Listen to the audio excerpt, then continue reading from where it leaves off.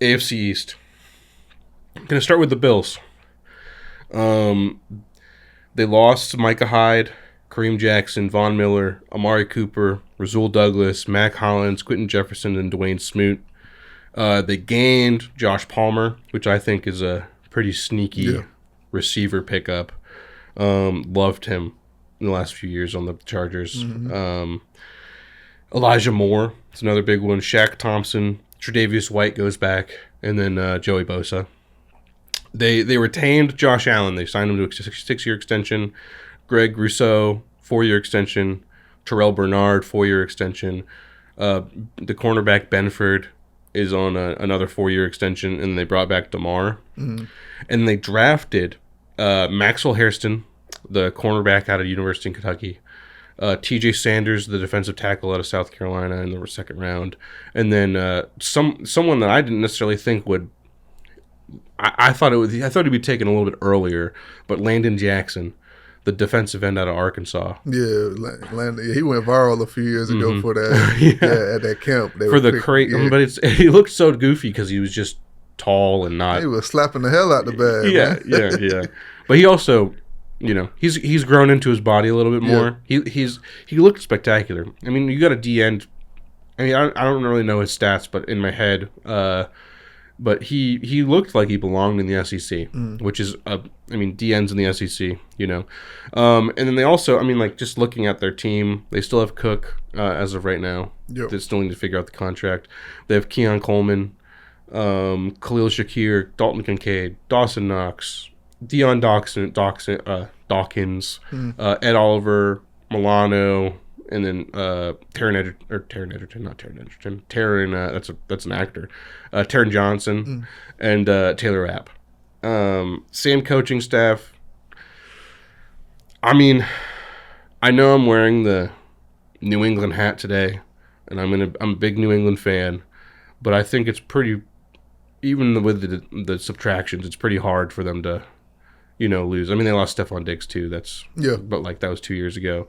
I think that they have a chance to, like the Ravens, make the Super Bowl, probably on my short list for Super Bowl contenders. What are you feeling about the Bills? Yeah, no, every team, when you talk about these teams on that side of things, not name the Chiefs, teams like the Bills and the Ravens, they're in that conversation every year. The Bills are in that conversation. They're going to be one of the best teams. It just comes down to whether or not they can get over that hurdle, which is the Kansas City Chiefs. Yeah, that's it. They've dominated the division the past few years, and I think they'll do it again this year. With a little bit of pushback, but we'll get into that. Yeah. I mean, the Bills. Yeah, like you said, they've been on the door. They've been knocking on the door of a Super Bowl bid. It's been like 2-3 years where it's like a couple plays away. I think McDermott is a great coach. I think that Brady has been an awesome offensive coordinator for Josh Allen. And I mean, when you got a dude like Josh Allen, he's a transcendental player. He's one of those dudes that he'll lift everybody up. It doesn't matter who you have on your roster. He's going to bring them up. We saw that with Brady. You see that with Manning in certain situations. You see that with all of these players. Patrick Mahomes, Lamar, hopefully eventually like C.J. Stroud and all these guys. But he's just one of those dudes. It's like you can give him a bunch of 3 receivers and he'll find a way to win 10 games. That defense has been spectacular. And I think, honestly, the Bills are in a weird position where it's... If they would have won a Super Bowl and made it to another Super Bowl, they could easily be the same situation as the Eagles. They're very similar where they have, a quarterback that, can change the game. Jalen Hurts in a different way, with his legs and with his, not making a lot of mistakes. You saw last year Josh Allen kind of stopped throwing picks, which is a huge thing. Picks and then sacks. Those are the 2 big things that quarterbacks cannot do. And then when you get someone who does, both of those, they kind of mess with you. Last year, we saw Josh Allen kind of go away from both of those, breaking all these tackles, not throwing the ball away, but not throwing it into defenders' hands. So I think it's really hard for anyone in their division to really topple them over. But like you said, there's a few teams in this division that have a lot of X factors. Yeah. And that leads me to the Jets. Yeah. Very interesting team. Fully different, like completely different coaching staff. Aaron Glenn in there. Loved Aaron Glenn as a defensive coordinator for the Lions. He's a dog. They lost Devontae Adams, Hassan Reddick, DJ Reed, Javon Kinlaw, Tyler Conklin, Tyrone Smith, Morgan Moses, Solomon Thomas, Ashton Davis, and Jalen Mills. They gained Justin Fields, and Aaron Rodgers, of course. They gained Justin Fields, Josh Reynolds, Chakuma Okafor, Josh Myers, Brandon Stevens, and Andre Sisco. And then they brought back Garrett Wilson on a 4-year deal, breaking the bank. Sauce on a 4-year deal, breaking the bank. Yep. And then Jamian Sherwood on a 3-year deal, who I thought was quietly one of the best linebackers, at least in the AFC. And then, they drafted Armand Membao out of Mizzou, the offensive tackle. Mason Taylor, who I thought he was an interesting player last year where he has you see a lot of these tight ends, they're either Brock Bowers or they have the tools to be great. Yeah. And like Mason Taylor's that dude, he's got the genetics obviously, but he's also got the intangible to be an elite tight end eventually. They got Azariah Thomas out of Florida State. Oh yeah, Azariah Thomas, cornerback. Yeah. Arian Smith, wide receiver out of UGA, local guy. And then Malachi Moore out of Bama, the safety. So like their draft was great. Yeah. The Aaron Glenn stuff, I don't know. The thing that's a little concerning with Aaron Glenn or with this coaching staff is just, and it could be concerning or it could be an amazing thing, is how they handled the Aaron Rodgers situation. Like as much as I don't necessarily, I mean, we talked about it with the Steelers. Like he's the X factor for that team, but Aaron Rodgers doesn't necessarily have the tools he used to have. But the way that they kind of, and this is all coming from Aaron Rodgers, so it could be a situation where it's not true, but the way that it kind of played out where Aaron Glenn brought him over and then told him that he's not going to be a quarterback there anymore. I don't know. A part of me wonders if that was like a bad coaching move or if that's like no, he's a decisive coach. This is great. But the only thing that's kind of confusing to me is like going from that to Justin Fields. I think Justin Fields is an immense talent in certain ways, but we've seen his track record. Yeah. It's just it's a weird team. What are your thoughts? Yeah, no, I think I'm excited about Aaron Glenn taking over things. For Aaron Rodgers, it's like you said, you don't really know how things went. There's one side, the other side, and then the truth is somewhere in the middle. Both sides are going to exaggerate it a little bit. But now I think, I do think that it was great that they moved on because it was going to be a situation where the team continued to be held hostage by some of his antics. So you had to move 100%. On. Yeah, you had to move on, and I think that's what Aaron Glenn, he wanted to send that message early on. Like, we're going to have to move on. You're not going to hold this team out. We're moving in a different direction. Yeah. So, however it played out is how it played out, but I like him, making that move to now not allow his team that has a chance to do something, to be held hostage by a veteran quarterback that's been known to do that to some of his teams. No, 100%. Yeah, I agree with that. I think my only concern when I was talking about it was if it was a scared move or if it was a decisive move, and it seems like it was a decisive move. We talked about it last year. We talked about it last week with the Jags, where when Doug Peterson makes scared moves, that's when it starts getting dicey. When he makes confidence moves, when it's Bill Belichick, when it's Mike Vrabel, when it's Andy Reid, and they make confident moves, that just reverberates throughout a team. Yeah. So part of me thinks, like I said, I was like, it's a double-edged sword. It's two sides of the same coin. Like Aaron Glenn could, in my head, I want to believe Aaron Glenn made this decision decisively because he wanted to change the culture and he wanted to change the team. And it's just sometimes there's a little bit of smoke there where it's like, this might have been more of a Woody Johnson decision than an Aaron Glenn decision. which is fine. But Woody Johnson's proven not to be, the best owner.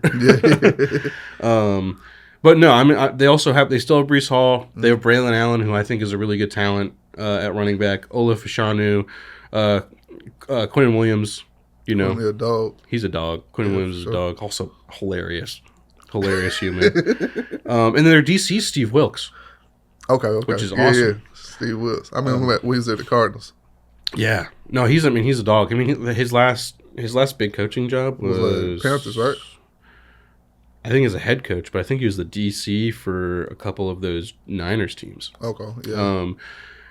But no, I mean, he's a great talent. They lost a lot of guys. They brought a lot of guys in. It seems like they're retooling. In my head, we'll talk about our dark horses to win in a little bit. In my head, they're definitely in that range, but they're more than likely not there yet. I think they need one more good draft, one more free agency to make these big splashes. Because they're not a trade away. They're not a quarterback trade away. Yeah. They're not a D lineman trade away, O lineman trade away. They're a few moves away. Mm-hmm. Similar to my Patriots, which we'll talk about in a second. But no, I think overall, they're in a good spot. They're making good decisions. I like Aaron Glenn. He's been a great coach. So, next up is the Pats. Mm-hmm. Which I'll try very hard to be unbiased, but I will say before we get too deep, I am excited for this team. We lost Jacoby Brissett, Jonathan Jones, Dietrich Weiss, Devon Godshaw, Jawan Bentley, David Andrews, Joe Milton, and then our long snapper Joe Cardona. Only reason I put him on there is because he's been there for 12 years. And then we gained Josh Dobbs as our backup quarterback, Mac Hollins, Milton Williams, Carlton Davis, Marcus Epps, Robert Spillane, Kayvon Chasen, who I actually kind of really like as a sneaky, rotation edge rusher, Stephon Diggs, and Harold Landry. We kept Austin Hooper.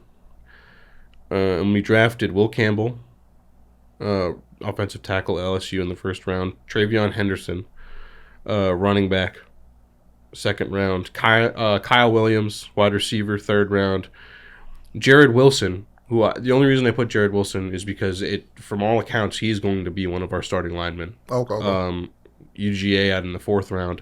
And then Brandon Swinson, who we've talked about a little bit, being one of those defensive leaders for LSU as an edge rusher. I want to hear your take first. Before I say that, we changed coaching staff. Vrabel coming in. McDaniel's coming back. Williams, who was the D-line coach for Vrabel when he was at Tennessee. And then obviously Drake May's second year. Demario Douglas has been a shifty little receiver. Hunter Henry, Christian Barrymore, Keon White, Kyle Duggar. Christian Gonzalez, Jabril Peppers. Yep. Those are all our retained players. What are your thoughts on this team? Yeah, no, I think when I talked earlier about the Bills facing a little resistance, it was all about the Patriots. The Jets coming in, we know that the Jets are going to have a good defense. But even with a new coach running things in Aaron Glenn, you're still going to see some of those offensive issues that they had. They don't have that quarterback that they were looking for. That franchise QB, I think Justin Fields is solid and he can do some things, but I don't know if he's that quarterback that can lead you to a championship. But with the Patriots, they got a lot of solid pieces, getting Carlton Davis, Harold Landry. Yep. Those guys, man, that's huge pickups. And then I think the emergence of Drake May, that's going to be huge. Stephon Diggs, now he got a guy, number one guy that he's going to be able to rely on. Stephon Diggs coming off a knee injury. He looks better than he looked in the past. How does this guy continue to play at the elite level? We thought he was going to fall off after Minnesota. Got even better in Buffalo. Looked good in Houston last year, got that injury. And now he's looking great. He's motivated. So he's going to help a young QB. And one of my favorite guys in this draft is Travion Henderson. So now I'm going to lock in and watch the Patriots even more. I think they got a lot of the great pieces. They have a guy in Mike Vrabel that's going to bring the right mentality to this locker room. He played there. He understands what it takes to be successful, and that's exactly what they need. So I think this is a team that's going to give the Bills the biggest challenge in this division. Well, that makes me extremely happy to think. I think it all just kind of relies on if our offensive line can hold up. Basically, if Will Campbell can take that next step. into NFL player. And then coming from that, Drake May's play, he had some great flashes last year. He reminded me a lot of that second year with Josh Allen, where he threw a little bit into coverage. He was having a hard time really adjusting, and then he made that big splash in year 2, 3, and 4, and then becoming MVP, of course, down the line. This team excites me. I think that's the biggest thing. Is like having been a Patriots fan my whole life. You know, I've had the championship teams where you go in and you're like, this team can win a championship. I've also had, you know, those Belichick teams with Mac Jones where you're just hoping that make a playoff run. And then last year where it was the first time, not to sound like a whiny Patriots fan, it was the first time in my lifetime that I've had to root for a bad team. You know, all of these other teams were good. They're at least okay. That was a bad team. There was good moments. There was good flashes. There was really cool stuff. But you know, the coaching just wasn't there. The personnel, as a result, were also not there. No, I think Vrabel and Elliott Wolf have put together a really good team. We've made some really cool splashes. I really loved the Harold Landry pickup, the defensive pieces that we're picking up. The fact that Harold Landry is no longer on the Titans is interesting because he was a game wrecker for them. I'm optimistic. I'm cautiously optimistic. I think it's between them and the Jets in my head. I think the Dolphins kind of took a step back, which we'll go to next. The Dolphins, they lost Jordan Poirier, Isaiah Wynn, Jeff Wilson, Blake Ferguson, who is their long snapper, Tyler Huntley, Calais Campbell, Javon Holland, Emmanuel Ogbah, Raheem Mostert, Jalen Ramsey, Jonnu Smith, and Braxton Berrios. They got Zach Wilson, Mike Hilton, Jermaine Ifedi, Ashton Davis, Ifeatu Melifonwu. They got Joe Cardona, who was our long snapper, Alexander Madison, Jack Jones, Willie Gay Jr., Pharaoh Brown, who I actually really like, Artie Burns, who just got injured, unfortunately, Minka Fitzpatrick, Nick Westbrook-Akine, who's a sneaky receiver, Darren Waller, who's also injured but probably will be back for the season, and then James Daniels. They retained Dwayne Eskridge, who is currently injured, Liam Eichenberg, and Terrell Dodson. And then they drafted Kenneth Grant, the Michigan defensive end, in the first round, Jonah Savianea, the guard from Arizona, Ollie Gordon in round 6, the running back out of Oklahoma State, and then Quinn Ewers, who, by all accounts, in the 7th round, drafted as a quarterback, has turned heads. Yeah. I think that if he stayed for another year and made a bunch of money in college, he would have been drafted higher. But he's kind of he ended up in like a perfect spot because they still have Tua, Tyreek, Jalen. They kept Sealer, Bradley Chubb, Jalen Phillips. I think will be playing at some point this year. Same coaching staff, but like Tua is. You just never know, man. He's been an injury risk, and if Quinn Ewers is the backup, you might get an opportunity. Yeah, I'm less worried. You know, Zach Wilson's in that building too, which I like Zach Wilson as a personality, but his quarterback play has been a little suspect. But Quinn Ewers, by all account, might be the actual backup quarterback for this team, which means that they have like a real chance to keep going. I'm interested to hear your thoughts, but my genuine reaction to this team, as much as I love the skill position guys and some of like the defensive talent, I think there's a chance that Mike McDaniels might be the first coach fired. Yeah, hate to say it, but I'm with you. I think the Dolphins, like you said, they look good. They got a lot of offensive talent. They put up a lot of points, exciting.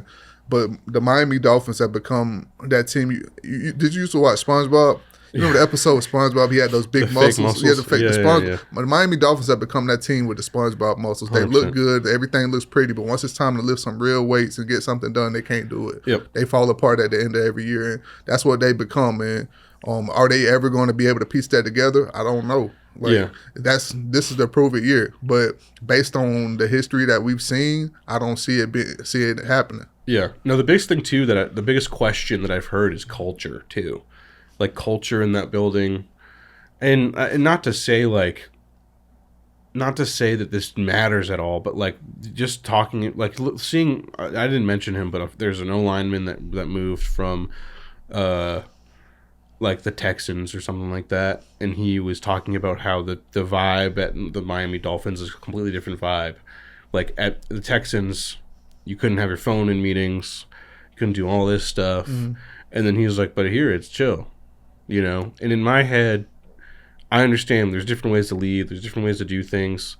You're not gonna get good results, great results, unless everybody's focused. Yeah. You know, there's a major focal point on the end goal of winning a championship. And I just don't think that there's been a focus. I mean, you see that with Tyreek Hill's entire offseason antics. And I love Tyreek Hill. I think he's a wonderful talent. I mean, he, you know, has some moments where he needs to maybe grow up a little bit, but he's a great player. Yeah, he delivers. He delivers, even in bad situations. I mean, like, but then you hear excerpts like all off season he's asking to be traded, you know, and then he gets kind of what he wants and he stays, and then he's talking about how he didn't understand the playbook until this year. You know, you're like that at the like that's all red flags to me. And I mean, and just because Quinn Ewers has been playing really well in practice and looks to be maybe the backup, like Tua is an injury risk. You know, every time we've heard like, oh, he's learned to fall, he's doing jiu-jitsu, you know, he's lost weight, he's gained weight, he's changed his training regimen. It's never mattered. Yeah. You know, and it's all head stuff. Like he's gotten so many concussions. Yeah, that's you can't dangerous, man. Once you've gotten to that point where you've had that many concussions, you can't work that. There's no way to work that out. Like you just you're prone to concussions now. Like he's at the point now where it's like he's at least a couple away from seriously. Like, I mean, 2 years ago, people were saying maybe he should retire. Yeah, that's what I was thinking. Like, even like, man, every time he goes out there now, you cringe and you just like, man, I pray everything is okay. And then he ends up getting another concussion. And after that one, I'm like, man, he should shut it down. I get that you're like, man, this is what I want to do, but life is bigger than a game of football. Yeah. You know, and a guy with his frame, he's going to run into injuries. Like, you dealing with these guys, his frame is going to happen. They say NFL anyways is 100% injury rate. But then you're a guy that doesn't have as much size on, your frail type of guy. Even when you try to put on weight, you're still a small guy. You're going to run into some bad situations. So, I don't know. You just have to hope that everything works out for Tua, because I don't want to see a situation where he becomes a headline in a bad way. But every time he steps out there at this point, he's putting himself in jeopardy of that. Yeah. No, 100%, man. And it's worrisome, you know, just seeing him get hit now, which, you know, is only coming from like a place of like love as like as a fan. But to stop getting all sappy, what rookies are you looking forward to in this division? The rookie I'm looking forward to, I was gonna go with my guy, I mentioned him earlier, Trayvon Henderson, but I feel like the Patriots got one of the biggest steals in the draft. Joshua Foreman from Florida State, 5th round draft pick. Okay. He was a guy that was projected to go high last year. Yep. He ended up coming back and didn't have the year that he wanted to have. And then he ended up finishing the season strong. He came on at the end of the year, but started it slow. I think you guys are going to get a motivated Joshua Foreman. He's a guy that can be dominant when he's locked in. I think he's going to come in and make an impact on this team from day one. Go check out his tape. Y'all got a guy. And I think Joshua Foreman can be a huge guy in this league and help the Patriots out and go to the next level for sure. That's a great one. I'll have to look more into him because he's not currently on my radar. I think for me, I've said it a lot, but I think it's Quinn Ewers. Just because he's just got an X factor. He was a really fun college player. He was always a really consistent player. Made a couple errors, down the stretch, but it's college. Yeah, he'll learn. The most positive thing about the McDaniels coaching staff and this organization is that they really cater to offense, and they really teach their offensive players. Like Tua is taking leaps and bounds in this offense. We see them like beat teams by like 70. So I'm excited to see what he can do in that. Vets that could make a difference. I think it's another Patriots guys all day. Huge difference. Getting Stephon Diggs for Drake May, that's a huge difference. You got an elite receiver to throw the ball out to. If you ever get into a bind, look his way. He's going to get it done for you. One-on-one, you're not guarding the man. He's a guy that's going to, you've seen it already. He's leading the younger guys, helping them out, giving them some of his experience, putting it on these guys, some of the things that he knows, his secrets in the game. And it's just only going to help his receivers get better and make his job easier, and it's going to only make Vrabel's job easier, Drake May's job easier, and help them in their development process. No, I love that. It's cool to hear that from someone who's not necessarily a Patriots fan. Yeah, for you, they would say you're a homer. Oh, yeah, exactly. I mean, I think the same thing, but for me, I'm going to say Josh Palmer. Yeah, that's a big one. I love Josh Palmer's game with the Chargers. When they didn't have a receiver one, he emerged as a receiver one. It got to the point down the stretch last year when Josh Palmer was injured or not playing. Everybody was like, who's Herbert going to throw to? I think that they added a dude who could become a one receiver or be like a fringe 1.5 receiver, 2 receiver. Especially when you have, the weapons they do, like Khalil Shakir and Keon Coleman and all these other dudes on that team, Elijah Moore. They're kind of built in a weird way, like a lot of those old Patriots teams where it's like there's no clear one receiver. Maybe one will emerge, but they're just going to keep throwing it everywhere. Which I think is perfect for Josh Allen, because whenever he has a bunch of very good receivers, he seems to flourish and be able to throw it very consistently. So he would be mine. Something that may surprise us. Dang, man. In this division, it's so interesting. But the only thing I would say that would surprise me is if in this division is if the Jets were able to put together a solid offense, because we've seen it for the past couple years. The defense has kept them in games. You're like, man, if they were only able to score 17 points, they would be in the playoffs right now pushing for a Super Bowl. That would surprise me. I think that would have been mine too. The Jets are a interesting team because they lost a lot of players. They completely changed the coaching staff. It's a defensive coach who for a long time they had blue chippers on the lines, but he's making a lot of something out of nothing in certain spots. I'm very interested to see how they perform. But no, that's a great one. That would be mine as well. Who will win this division? I think the Bills win the division. Yeah, I think so as well. As much as I'd love to be a homer and say the Patriots are going to win, I think we just got a little bit more growing to do. I might have a different tune after the first month of the season. But the Bills are the team to beat. They're the Giants to slay in this division. Who the dark horse? I wouldn't even say a dark horse, but I would just call them a sleeper at this point. We talked about the Jets and the defense that they have and how things can move forward for them if they're able to put together some things on offense. We talked about the Patriots and the growth that we expect them to make this year. We know what the Bills are. But everybody knows the Dolphins have taken a step back the past few years.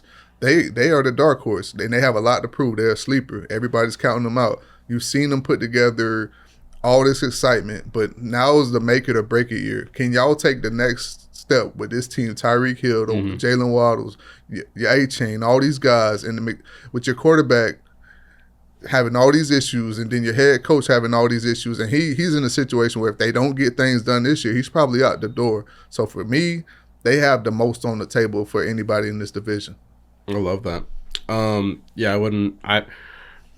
They could always surprise me. I think they're definitely a dark horse in that aspect. I would probably say it's a tie for me between the Jets and the Patriots, just because they both have amazing pieces and cool, very good coaching staffs. As far as on paper, I wouldn't be surprised if it's mostly injuries. I think that's the big thing. Is like if the Bills have the bad injury luck, then the Jets or the Patriots could take the division. And that's pretty much it.